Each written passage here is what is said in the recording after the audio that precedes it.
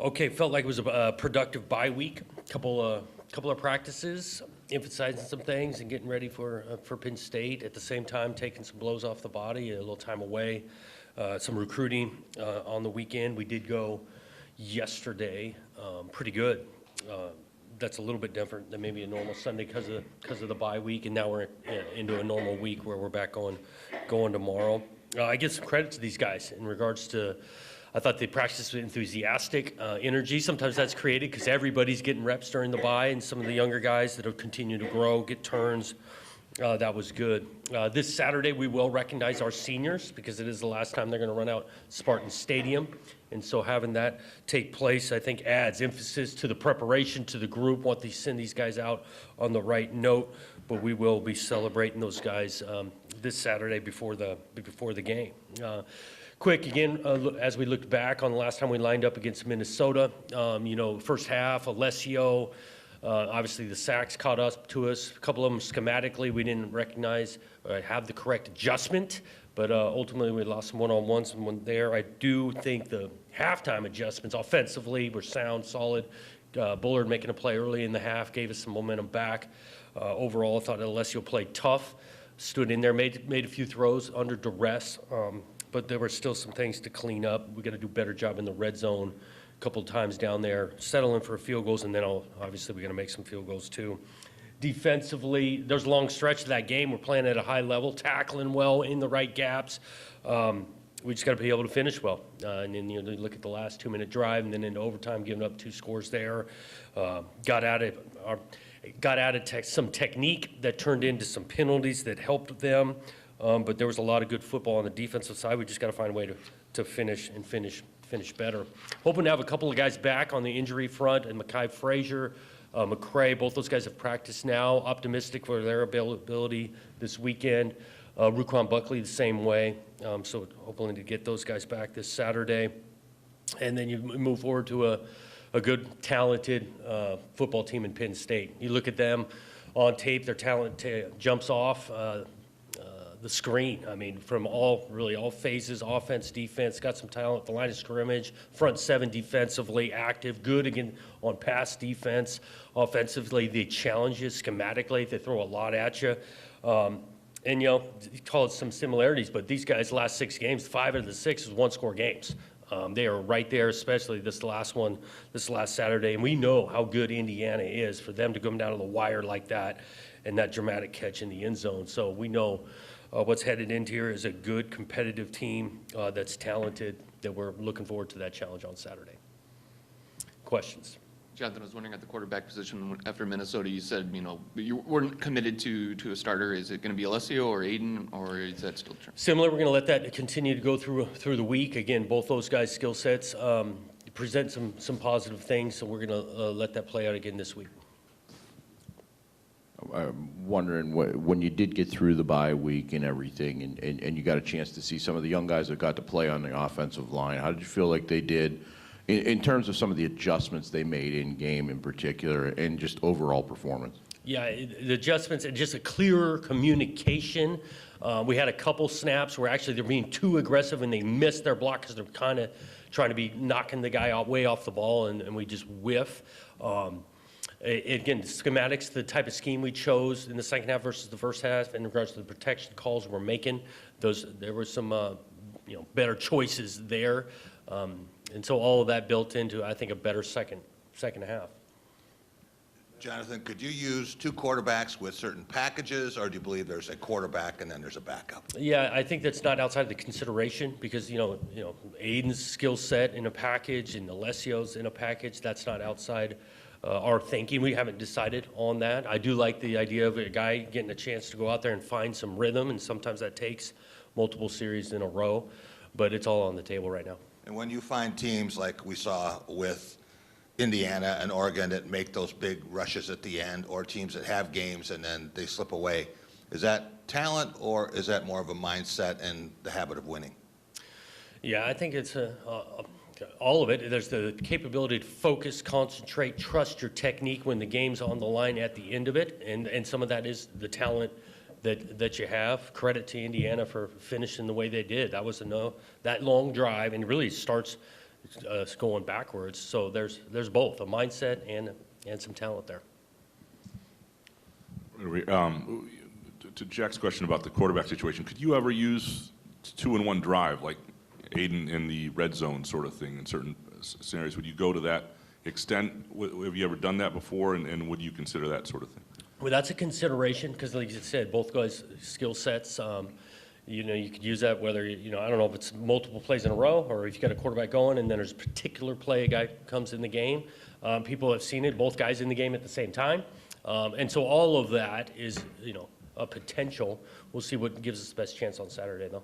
And as you get late in the year beyond, outside of the 4 games left, are there any young guys that you think at this point you might see that you haven't? And a guy like Jace Clarizio, who early in the year was banged up and never really found, is he sort of not going to play this year, or what is sort of his situation? On particular, Jace, yeah, it's been an injury thing the entire time and getting himself to availability.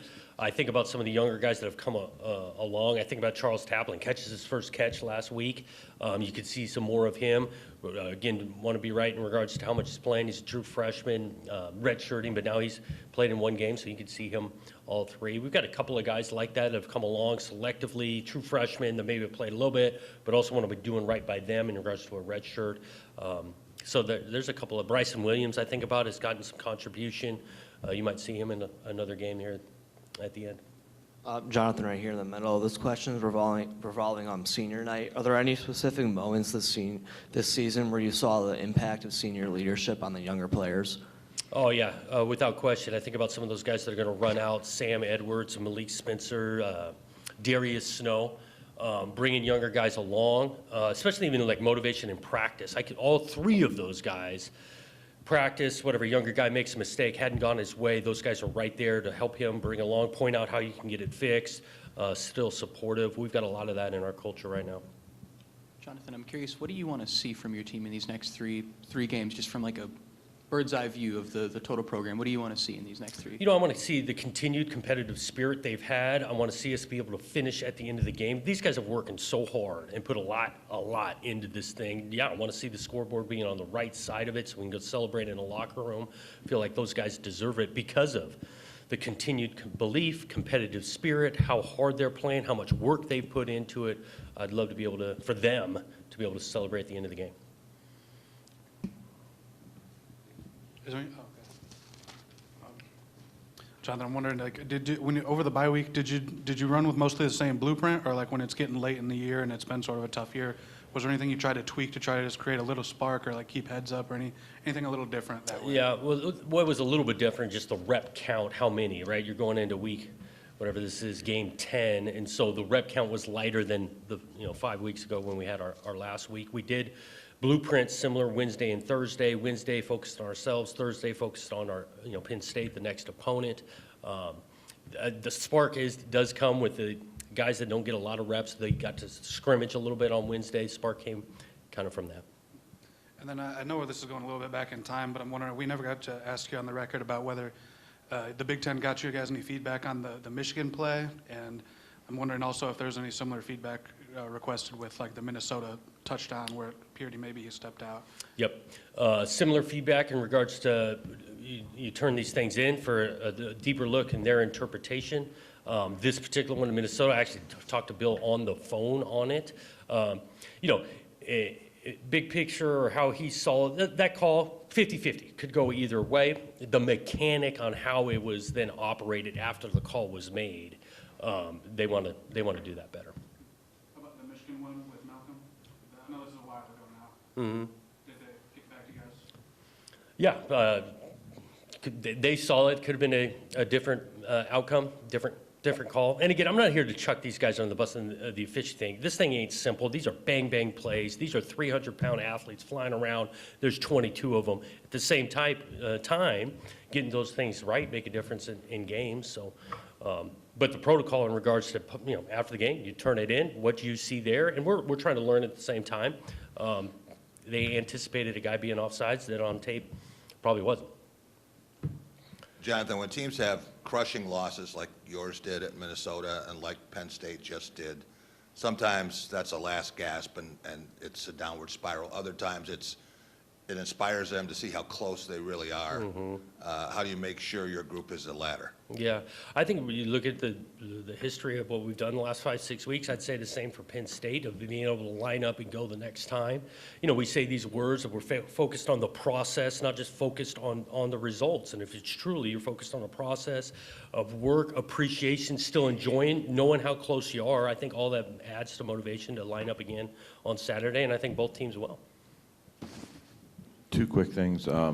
One, when you look at Penn State, when you come off an emotional game like they had, as a coach, how do you expect what's next? You know, whether it be a resurgence or a potential letdown with the way their season has gone.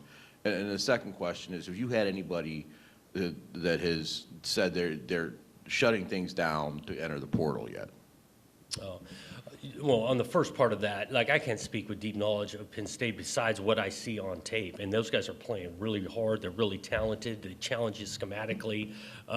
And so what week in and week out, what I've seen on Penn State, those guys, there's no letdown on that side. Those guys are going, preparing, competing nonstop.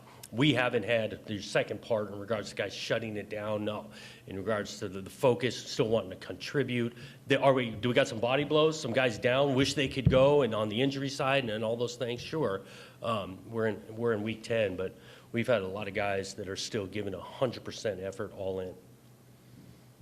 Jonathan, excuse me, you mentioned recruiting during the bye week. How different, or what's the challenge when you're recruiting on a 6-game losing streak versus before the season, and you know, as far as what you can pitch and what you can sell Yeah. and all that?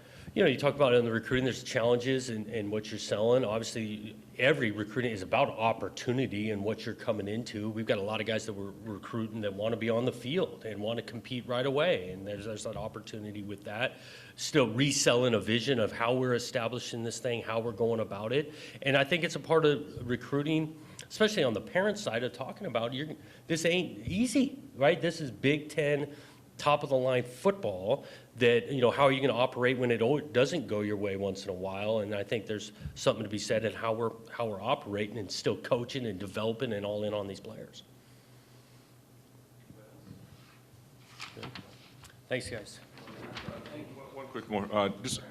Wanted to follow up on the question about the Minnesota ending. When they said they wanted to do the mechanics of it better, was that talking about the pass interference call? That they picked up, yeah. The flag that they picked up. How okay. delayed. You make a call like that that's 50-50, and then for the announcement and the ball to get spotted and us to line up in a formation and then go turn that back, that mechanic could have been way better. Okay. Yeah. Yeah.